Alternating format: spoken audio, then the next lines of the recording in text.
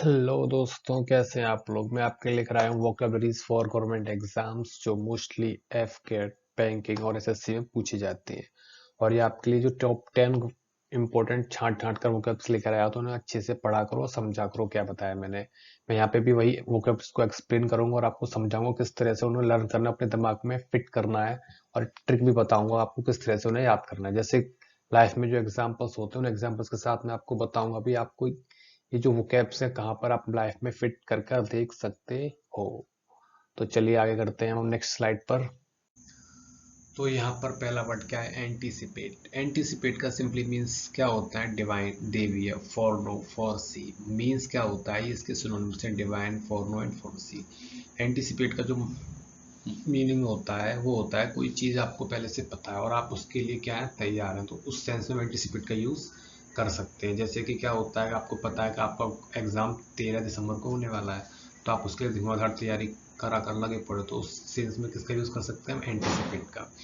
और जैसे कभी कभी क्या होता है, कोई संत होते हैं, महात्मा होते हैं, वो आपका हाथ देकर आपको भविष्यवाणी करते हैं कि आपके साथ भविष्य में ये वाली संभावना घटित होने वाली है, तो उसके लिए आप तैयार रहिए। तो वो क्या करते हैं, आपके लिए तैयार रखने के लिए हवन कराते हैं, घर में कथा कराते हैं। तो इस तरह के सेंस में आप क्या यूज़ कर सकते हैं? एंटीसिपेट मीन्स कोई घटना जो आपको पता है होने वाली है और आप उसके लिए तैयार रहते हैं, तो उस सेंस में हम एंटीसिपेट का यूज़ कर सकते हैं।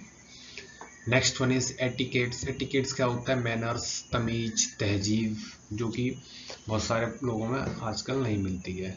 तो एटिकेट्स का मीन्स क्या होता है? सिंपली मैनर्स और तमीज। इसे हम रियल लाइफ में कैसे देख सकते हैं? जैसे हम कभी कभी बाहर जाते हैं, घर से बाहर आते हैं, तो कुछ बुजुर्ग लोग मिलते हैं हमें, हमने उनसे कभी नमस्ते नहीं करते या फिर राम राम नहीं करते, तो वो नाराज हो जाता है, वो बोलते हैं ये मैनरलेस बच्चा है, इसके अंदर तमीज, तहजीब नाम की कोई भी चीज़ नहीं है, क्योंकि उसने मुझसे नमस्ते या राम राम नहीं किया।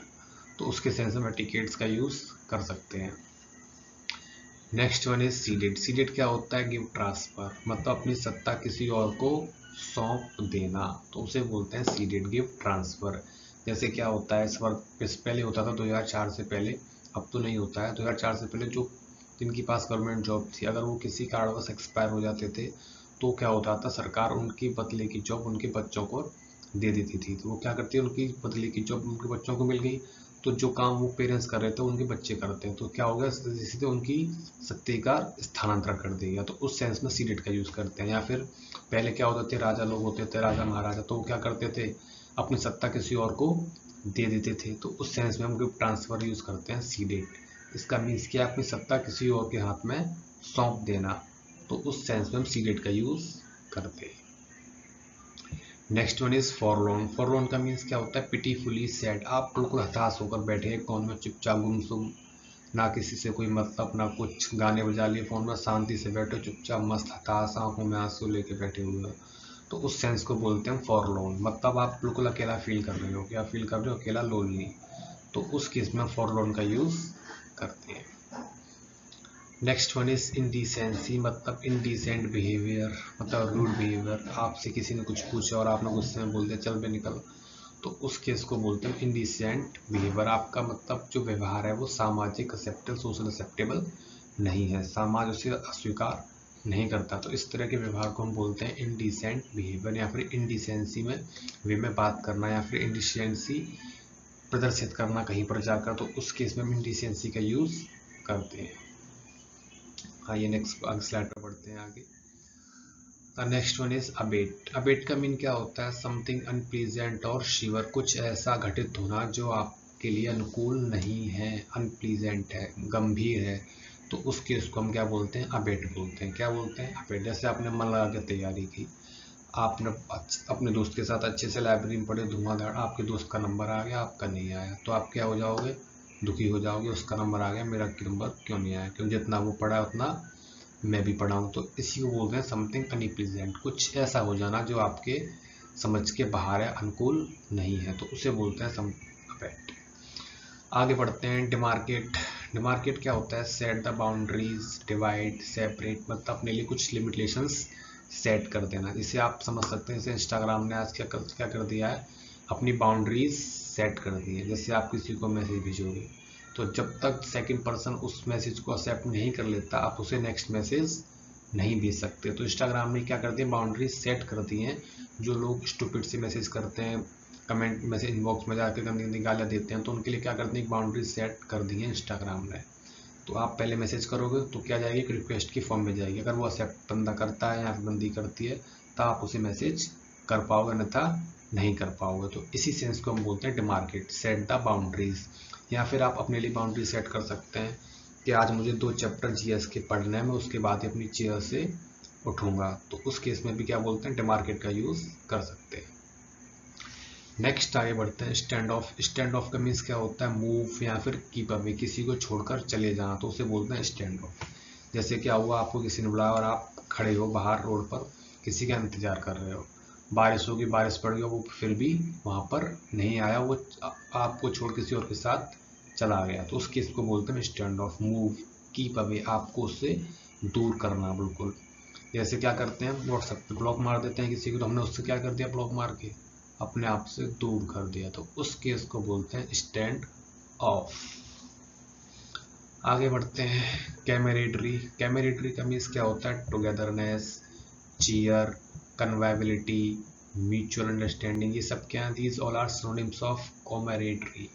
इसका सिंपली मीन क्या होता है कि आपकी ज़िंदगी में, हर किसी ज़िंदगी में एक ऐसा पर्सन होता है जिस पर आप बहुत ज़्यादा ट्रस्ट करते हैं और आप अपने जीवन की सारी परेशानियां, सारे दुख दर्द उसके ऊपर उड़ेल देते हैं, मतलब उसे बता देते हैं इस ट्रस्ट के साथ कि वो किसी और को नहीं बताएगा। आपको उसकी म्यूचुअल अंडरस्टैंडिंग इतनी अच्छी होती है कि आप उससे कुछ भी, किसी भी तरह की बात शेयर कर लेते हैं, आपको उससे कोई खतरा महसूस नहीं होता है। तो ऐसे पर्सन को हम बोलते हैं कॉमरेडरी। क्लियर। कॉमरेडरी से एक मूवी बनी है, तमिल में, देखना, बहुत अच्छी मूवी है। तो वही चीज़ है, कॉमरेडरी क्या होती है, टुगेदरनेस, चीयर, कन्वाइबिलिटी। आप इसके साथ चीयर कर सकते हैं, आप कहीं भी उठा के उसे मुँह उठा के ले जा सकते हैं, बिना उससे कुछ पूछे कहाँ जाना है, क्यों जाना है, उसे गए, उठाया घर से और लेकर चले गए कहीं भी घूमने, तो उसे बोलते हैं कॉमरेडरी। ये सभी की लाइफ में एक ना एक ऐसा पर्सन होता है। नेक्स्ट आगे बढ़ते हैं, विजिल। विजिल क्या होता है, पीरियड ऑफ कीपिंग अवेक। मतलब पीरियड ऑफ कीपिंग अवेक का मतलब आपको अलर्ट रखना। जैसे क्या होता है, आप सभी लोग रात में सो जाते हो 12 बजे, फिर क्या होता है, चौकीदार आता है डंडा लेके, टन टन करता हुआ सभी खम्भों पर बजाता हुआ जाता है और एक प्यारी सी सीटी बजाता है, बोलता है जागते रहो। तो उसी सेंस को बोलते हैं vigil, a period of keeping awake. आपको अलर्ट रखना कि आपके घर में कोई चोर या कुछ घुसकर ना आ जाए, तो उसी को बोलते हैं vigil. Next one is traumatic. Traumatic क्या होता है, डीपली डिस्टर्बिंग, मतलब बहुत ज़्यादा दुखी होना, हताश हो जाना। आप माइंड पर इतना लोड ले लो कि आप किस में चले जाओ, बिल्कुल ट्रोमा में चले जाओ, सदमा में चले जाओ, तो उसी को, इसको बोलते हैं हम ट्रोमेटिक, डीपली डिस्टर्बिंग। जैसे क्या हुआ, आप कहीं गए बाहर और आपको किसी ने चांटा मार दिया और आप पिट के घर वापस आ गए, दोस्तों के सामने आपकी होगी बेइज्जती, तो आप क्या चले जाओगे, सदमे में चले जाओगे, मैं पिट के आ गया, मेरे दोस्तों के सामने होगी बेइज्जती, और आप उसी चीज़ को लगातार सोचते रहोगे। तो बोलते भी चिंता चिता के समान है, जब आप कुछ नहीं कर सकते हो, अब ज़्यादा दिमाग पर लोड ना लिया करो। कभी की सबसे खतरनाक बीमारी है आप सदमे में जाना।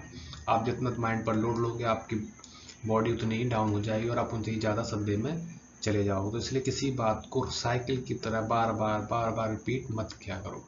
एक लंबी सी सांस छोड़ा करो और सोचा करो, आप कुछ कर सकते हो, नहीं कर सकते तो शांत बैठ जाओ, बस खत्म, हम कुछ नहीं कर सकते, तो उसके बारे में कुछ ज़्यादा मत सोचो। अगर आप कुछ कर सकते हो तो फिर उसके लिए प्लान करो कि हाँ मैं इसके लिए ये कर सकता हूँ, तो उससे आप धुआंधार करते रहो, उस पर प्रयत्न करते रहो, मुझे ये करना है।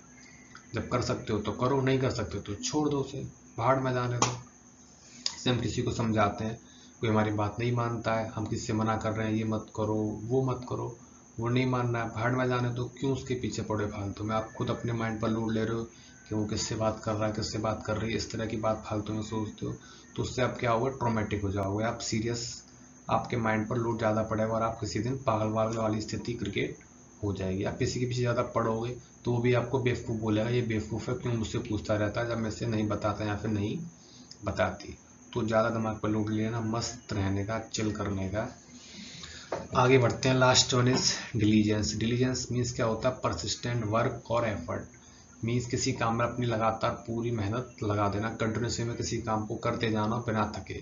जैसे कि हमारा कंप्यूटर होता है, ये क्या होता है, डिलीजेंट होता है बड़ा, आप इस पर कुछ भी काम करवाते रहो, ये बस जैसे आप चार्जिंग देते रहो काम कराते रहो, चार्जिंग देते रहो काम कराते हुए कभी नहीं थकता। इससे कुछ भी, कितना भी लोड ले लो, कुछ भी लोड ज़्यादा लोगे तो इसके लिए मेमोरी आपको सफिशिएंट इसको प्रोवाइड करनी पड़ेगी, बट कभी भी थकता नहीं है। तो उसी को उसको बोलते हैं हम डिलीजेंस, परसिस्टेंट वर्क और एफर्ट। अपने प्रयत्न किसी धुआंधार किसी चीज़ के लिए लगाते चलना है ना, कंटिन्यूस वे में एफर्ट डालना। और आप कंटिन्यूस में किसी चीज़ में एफर्ट डालोगे तो आपको 100% कभी ना कभी सफलता जरूर मिलेगी। तो these all are 10 synonyms. I hope you will understand carefully.